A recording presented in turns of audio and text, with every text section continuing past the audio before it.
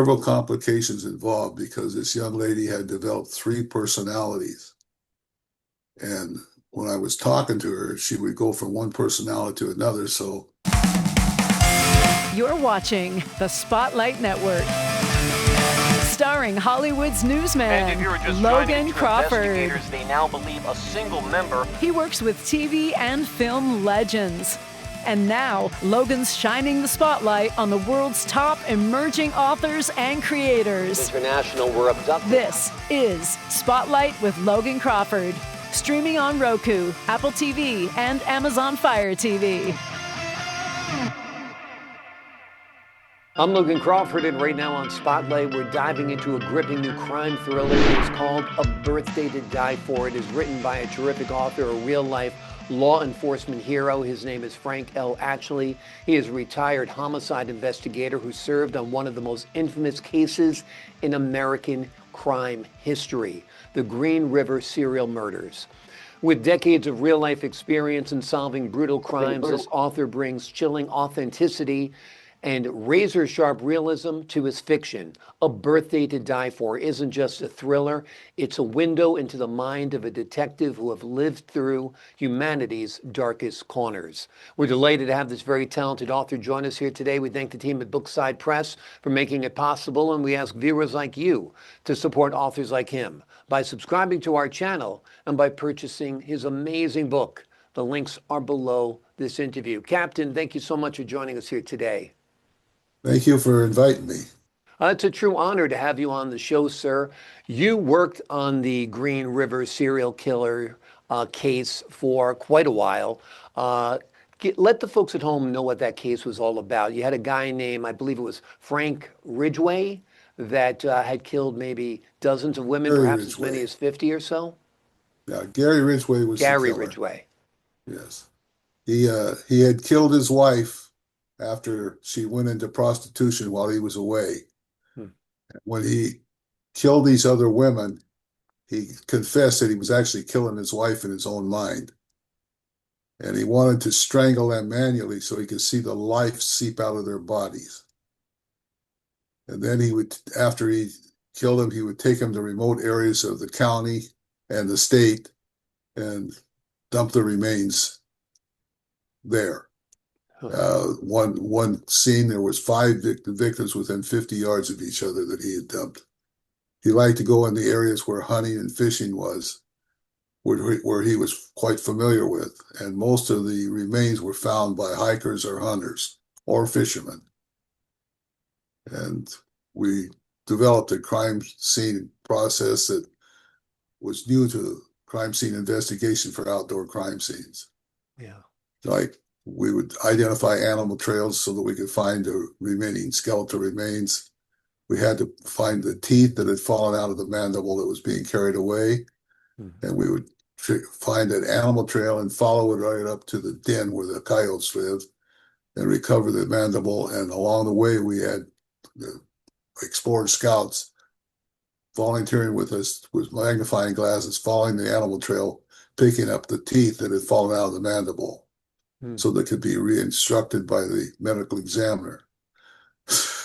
Except for the first 5 victims that were found in and on the bank of the Green River, which gave it the name, the Green River serial murder case. All the rest of the bodies were found in remote areas of the county, like I said. Yeah. And they had to be identified through their dental charts. Amazing. Eventually, DNA helped solve this case? We had four victims that we were able to find DNA. The DNA found each one of them was the same, so we knew the killer had killed one of them. The investigation showed that we were looking for one killer in that, and just trying to find it. So we did a lot of things in our investigation, like capturing bird nests in trees, hoping to find some degree of something that the birds would have picked up, like fibers and hairs and things like that, that might lead us to the identity, hoping that the hair would have enough on it to get a DNA sample. Yeah. No, but we had to canvass large areas and process it in a way that most crime scenes had never been processed. Hmm. Amazing. But And eventually he confessed, right? yeah, he confessed to 48. One thing I'd like to make clear, we had a task force consisting of 40 investigators. We had investigators from the city of Seattle, Auburn, Washington, Kent, Washington, the Washington State Patrol, and also the Tacoma Police Department. Hmm. We all worked and we also had the privilege of working with 12 FBI agents who were assigned. Hmm. And this case was not solved by one individual. It was solved by the entire task force because Hmm. we had over 5,000 people tipped to us as being the killer. Each one of those people had to be investigated and eliminated because if we didn't, it would have been an argument for the defense when we did finally apprehend the right person. Wow. Amazing. An amazing case, an amazing story, amazing amount of police work, energy, and effort investigated and involved in this case. Talk to us a little bit about your story, A Birthday to Die For. What's that about? It was in homicide investigation when I received a call that had been referred to me from the call receiver in the comm center telling me that this doctor, she was a psychologist, and she was reporting the fact that her patient was going to be killed on her 26th birthday in about 3 weeks. Hmm. And that, and so I took the call. I talked to the doctor. There was some validity in her speech pattern to show that it gave me some degree of believing what she was saying. She had a girl that was 13 years old when she was introduced to an occult. She was raped by the cult member. She had to have a baby to be sacrificed. She miscarried. So 13 years later, on her 26th birthday, she was to offer herself up for sacrifice. Hmm. This case was extremely rare. Nobody had done it before. But my investigation revealed how prominent satanic cults are in the United States and the world. And I had the experience and share it with fellow police officers and citizens that these people were out there working. They were extremely dangerous.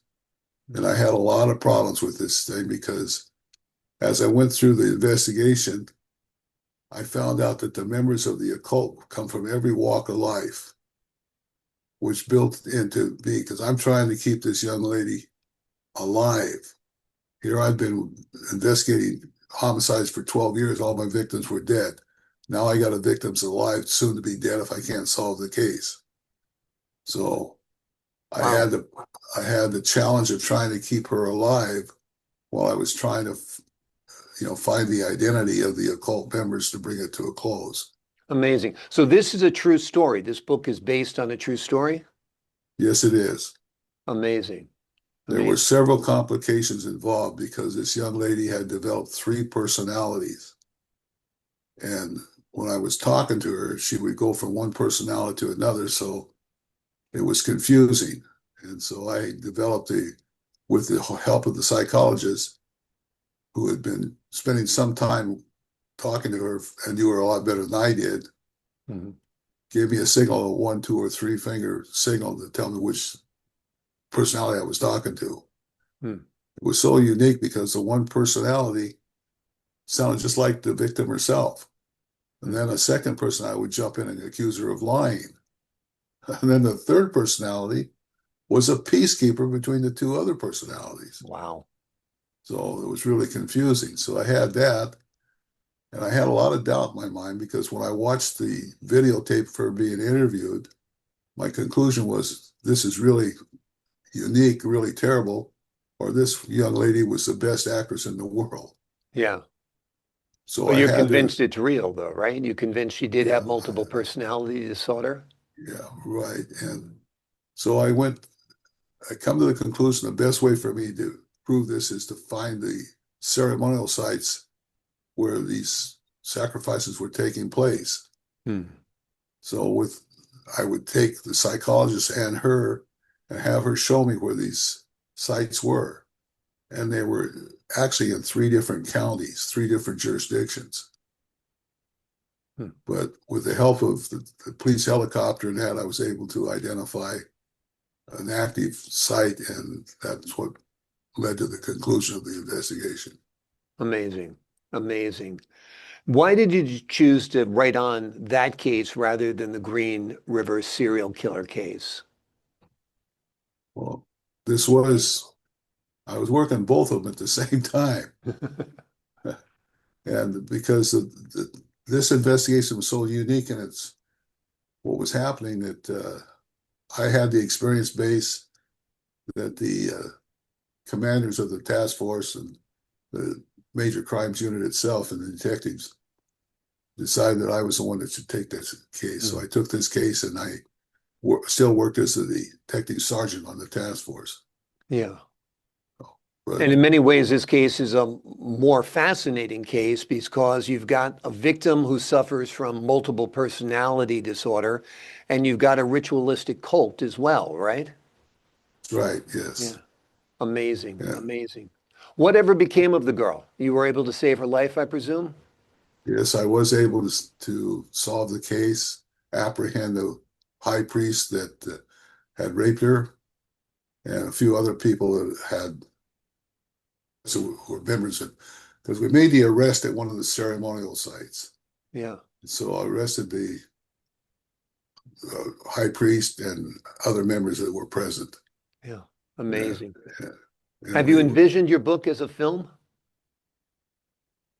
I think it would be a good film, but I Yeah. haven't really thought. I just, I'm a police officer. I'm retired now, Yeah. but I think that this book that the people needed to be enlightened that there are satanic cults. Yeah. You hear about them every once in a while, but people just read them and let it go. But Right. uh, they are quite prevalent and they're dangerous. In fact, is one of the things when I worked 8 years in Riverside Police Department, Riverside, California, before I went up to the county and worked for them. And there was a church broken in Riverside, and the door had been actually chopped down. And myself and a fellow officer by the name of L. Cox, we were investigating this since we were walking through the church at nighttime. We didn't turn the lights on because we didn't know where the switch was.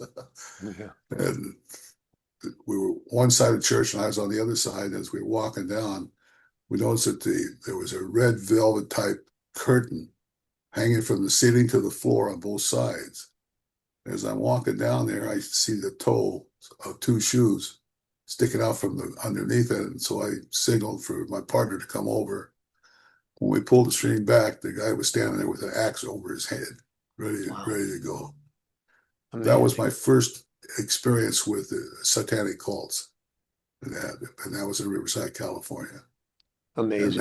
that investigation led me to talk to some other experienced detectives, for example, in LA Police Department, who gave me some clues on how to handle the investigation that I was currently involved in. Yeah. So, and Amazing.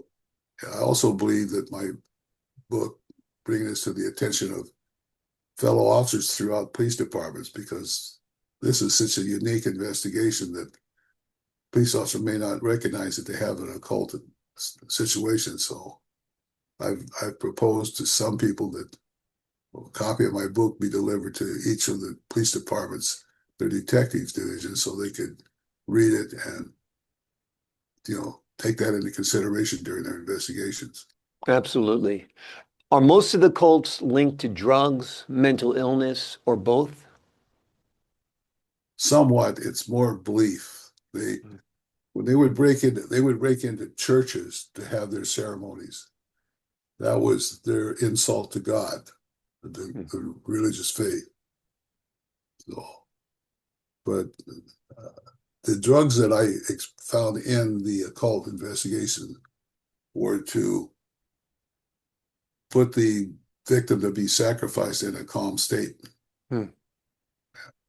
One of the pieces of evidence that was so prominent in that investigation is one of the ceremonial sites up in the mountains. In a little trees, a group of trees. They would cut trees down and make benches out of the branches and stuff. And then they would build an altar out of the wood at the top of this half circle. Hmm. And I saw the stains coming down off the wood in there. And so I took samples of that, submitted it, and it came back both animal and human blood. Hmm. And that was really convincing. Yeah. Amazing. Amazing story, an amazing book. You won't want to miss it, folks. The name of the book is A Birthday to Die For. It's written by Frank L. Atchley. It is a pulse-pounding thriller written by a man who's lived the reality of homicide investigation. It's available now wherever books are sold, including Amazon. Captain, thank you so much for joining us here today. Thank you, sir. Thank you for the opportunity to discuss it with you. I appreciate your time, your insight, and the wonderful work on these cases and this book. To the folks at home, I'm Logan Crawford, thanking you for your time this time. Until next time.